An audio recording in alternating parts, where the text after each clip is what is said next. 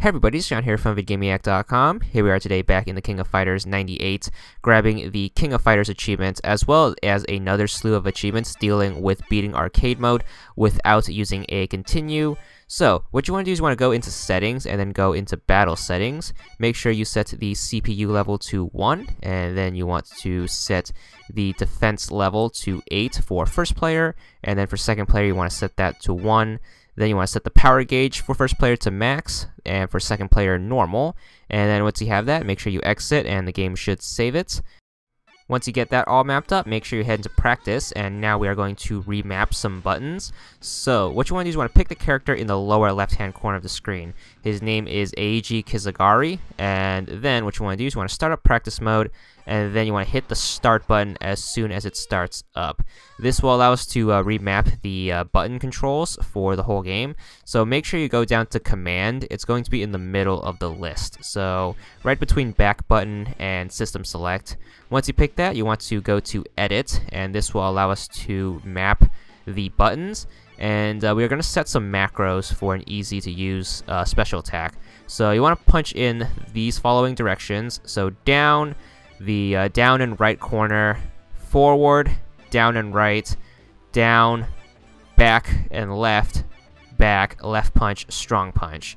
So I have that on the screen in case you miss it, but you want to have that mapped out, and then you want to hit exit. And this will map all of those directions and those buttons to the left bumper, which will help us cheese the AI in arcade mode. You can test it out by hopping into practice and hitting left bumper, and you should throw like a fireball.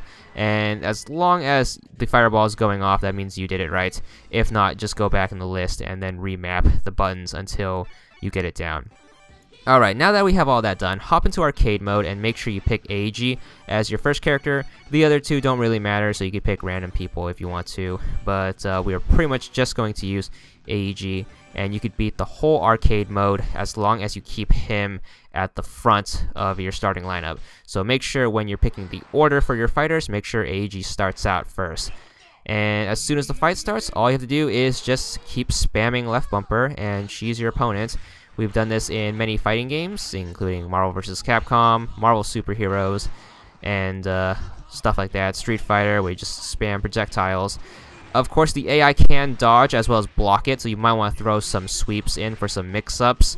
So make sure you keep the AI on their feet, but keep using that projectile. It's pretty overpowered, and since our meter is on max mode, we will never run out of firepower.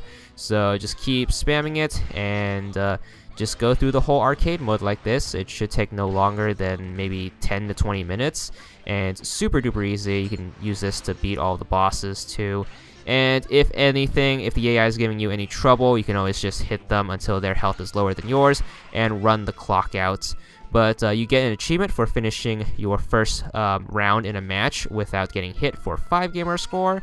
And you should get another achievement for doing a straight win, which is to win a whole fight, which is, 3-on-3 without using a continue. So once you take out your first 3 fighters right here, you should get a second achievement. So as you can see here, we're just repeating the same strategy over and over, and you want to do this for all of the fights. After you take out your first 3 fighters, you should be awarded with your next achievement, which is to win a straight win, which is to beat a whole fight without using a continue, and doing it with one person, I believe. Also in this arcade mode, as long as you didn't use any continues, which you shouldn't because we're going for that achievement as well, you should hit 300,000 points no problem. And that should give you another achievement for hitting 300,000 in one run of arcade modes.